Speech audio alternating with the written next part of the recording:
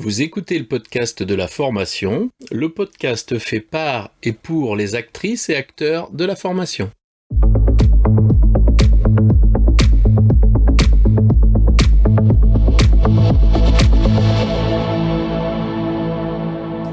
Bonjour et bienvenue. Je suis ravi de vous recevoir sur le podcast de la formation, dédié aux formatrices qui souhaitent profiter de retours d'expériences terrain qui fonctionnent et de stratégies détaillées étape par étape. Chaque épisode vous permet de mettre en place des actions immédiates et d'obtenir des résultats efficaces et concrets. Bonjour Alessandra. Oh, bonjour. Eh bien écoute, nous voilà à nouveau ensemble. Là, on se réveille le matin, diplôme en poche. Oui. Eh ben, vas-y, raconte un peu ce que ça fait là maintenant là. Consécration. C'est le mot que j'ai ce matin en me réveillant, c'est consécration. J'ai mon objectif en poche, qui n'est pas forcément le diplôme en lui-même, mais c'est le fait d'avoir la confirmation que j'ai les compétences pour transmettre dans les meilleures conditions. Donc également un accomplissement personnel, parce que je me dis j'y suis arrivée, ça y est. Eh oui, ça s'est pas fait sans effort. Ah ben c'est cela, ouais, c'est une preuve à soi-même qu'on est capable, et surtout en plus qu'on est capable, qu'on l'a fait. Oui, et puis là tu peux mesurer. Oui, voilà. Et là concrètement, donc, qu'est-ce qui se passe les 3-4 jours qui suivent là, le fait d'avoir le titre ? Alors l'euphorie, en premier temps, Ouais. c'est 7 mois intenses, donc là je pense que ça va être 3 jours de dodo. Oui. Voilà, de petites vacances, de dodo. Mais même maintenant, c'est des questions qui commencent à venir en tête. Qu'est-ce que je vais faire ? Comment je vais le faire ? Quels sont les risques ? J'ai peur de telle petite chose, de ça. Comment je vais arriver à passer outre ? Ah ben, ça serait bien qu'on en parle un petit peu. Oui. Alors c'est quoi d'abord, qu'est-ce qui te rend enthousiaste ? Le fait de pouvoir de pouvoir agir en tant que formatrice hors de la formation, en fait, de mettre en application et de rentrer vraiment dans le vrai contexte professionnel du métier de formatrice, de pouvoir transmettre, de pouvoir accompagner, de pouvoir élaborer et de pouvoir créer. C'est ça qui me rend enthousiaste, et j'ai qu'une envie, c'est d'y aller tout de suite, même si j'ai besoin de dodo, mais j'ai envie d'y aller tout de suite. Eh oui. Et après, qu'est-ce qui fait flipper ? Comment je vais le faire ? Oui. C'est quand aussi. Comment et quand ? C'est pour ma part, comme je l'avais expliqué au début, je suis toujours salariée. En tant que conseillère clientèle, c'est de savoir comment je vais pouvoir maintenant avoir ce statut professionnel de formatrice. Où est-ce que je vais pouvoir l'exercer ? Dans quoi je vais pouvoir intervenir ? Quand est-ce que je peux le faire ? Quand est-ce que je peux le faire ? Comment je peux le faire ? Avec quels moyens ? Dans quelle structure ? C'est un peu tout ça qui se mélange en tête et qui donne un petit patchwork de questions auxquelles il faut trouver les réponses. Déjà, il y a une négociation là avec ton employeur du coup à faire maintenant ? Oui, pour ma part, une négociation de départ, soit une démission, une rupture conventionnelle, pour pouvoir continuer ma transition dans les meilleures conditions possibles. Bah oui. T'as réfléchi un petit peu où t'aimerais intervenir ? Plutôt un centre de formation, plutôt en entreprise ? Parce qu'on parle beaucoup, nous, de la formation en centre de formation, puisqu'on y travaille. Mais en entreprise, il y a de plus en plus de places qui sont faites aux formateurs. T'as des pistes ? T'as pensé à un choix plutôt qu'un autre ? Alors, j'ai pas de choix préétabli. Pour moi, j'aimerais vraiment intervenir où je le peux, que ce soit en centre, en entreprise également. Au vu de l'expérience que j'ai en tant que conseillère clientèle, tout ce qui est prise de parole en public, gestion téléphonique, gestion des conflits, etc. C'est quelque chose auquel je peux vraiment intervenir en entreprise, donc j'y avais pensé de manière beaucoup plus poussée. Également autre dans les centres de formation, dans les écoles privées, dans mon cas, au vu de mon métier, de mon métier et de mon ancien métier, c'est également les deux en 3D. J'ai pas réellement de choix de prédilection. Vraiment, pour ma part, je suis ouverte à tout. Tout est une très bonne expérience à prendre. Ça donne ça donne des retours différents, des expériences différentes, mais toujours aussi riches qui se complètent les unes aux autres. D'accord. T'as déjà des plans là, des choses élaborées, des réflexions, des rendez-vous à venir? Alors j'ai déjà effectivement des plans dans certains centres de formation, notamment la CCI Charente Formation, chez qui j'ai fait ma formation, qui m'accompagne aussi dans les recherches d'emploi derrière. J'ai également rendez-vous à l'EMCA, qui est l'école d'animation d'Angoulême.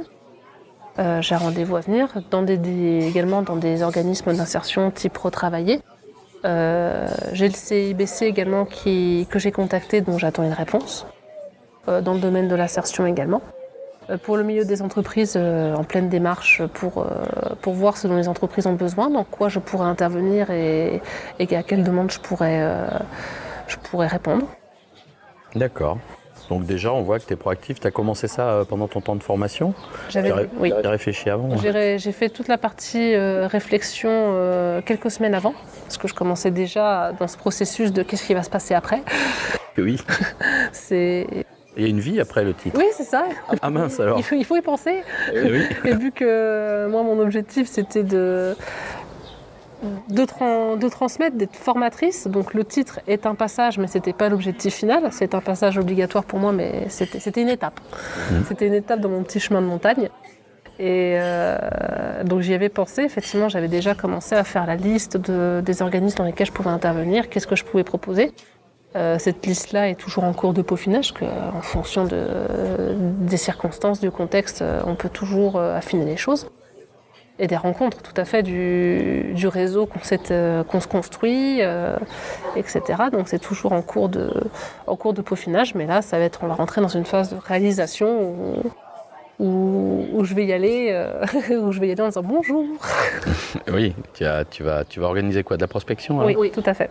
Prospection au secteur, tu disais que tu étais d'Angoulême, autour d'Angoulême? Oui, tout ce qui est dans le domaine de la Charente. Pour l'instant, je suis mobile au niveau de la Charente. Après, s'il faut faire du distanciel autre part, je suis tout à fait ouverte à ça.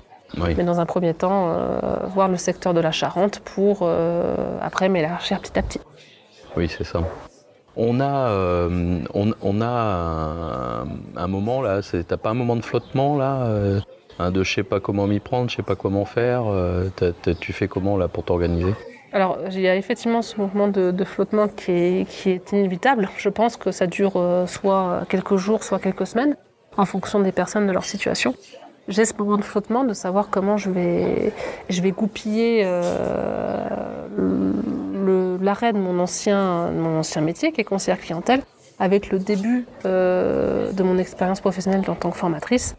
De comment je vais goupiller tout ça, parce qu'il faut manger, il ne faut pas se le cacher. Ah bon? Apparemment, c'est vital, c'est ce qu'on m'a dit.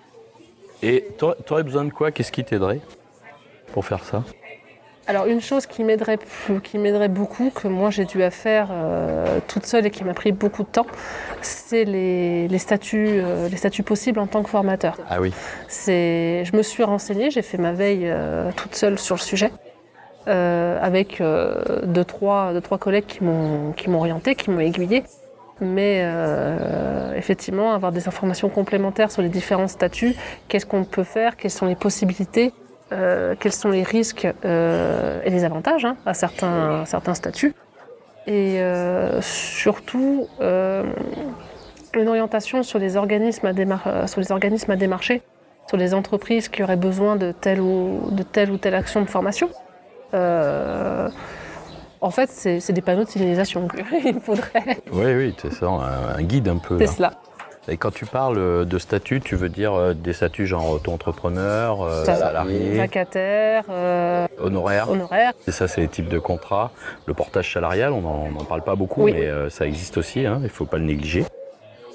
Ok. Dans tes projets,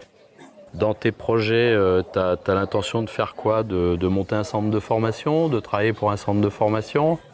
Tu vois ça comment, toi?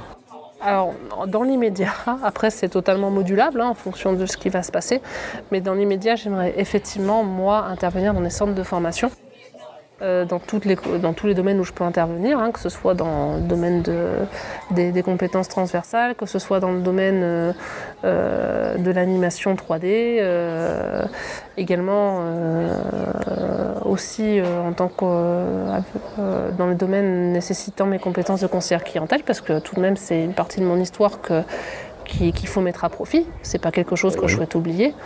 Mais effectivement, dans les centres de formation, j'aimerais intervenir en tant qu'honoraire dans les centres de formation. C'est ce qui, pour moi, est mon projet actuel, qui peut, en fonction de mes expériences, totalement changer ou s'adapter.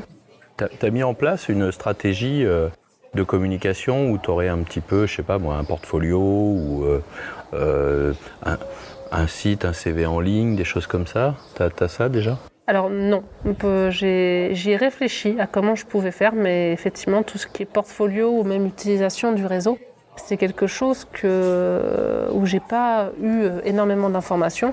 Et avec tout ce qu'il y a eu dans la formation et tout le projet du passage du titre, c'est quelque chose sur lequel je ne me suis pas focalisée, ou même où j'ai pas eu le réflexe de me focaliser sur le coup.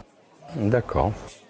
Bien, écoute, Alessandra, on va te souhaiter, je ne sais pas si on peut dire bonne chance, parce que là c'est plus une question de chance, c'est bonne rencontre. Oui, tout à fait. Bonne rencontre, que tu puisses rencontrer les gens qui soient à l'écoute, qui mesurent aussi tes compétences, qui mesurent ton enthousiasme et l'envie que tu as de faire ce métier qu'on ressent à l'échange.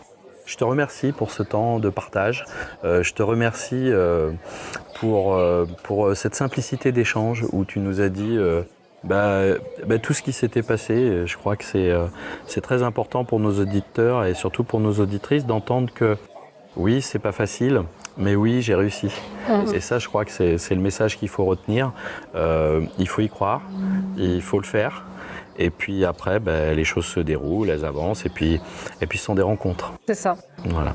Je te remercie, et peut-être je te dis à très bientôt sur le podcast de la formation. Également, ce sera avec grand plaisir. Merci beaucoup.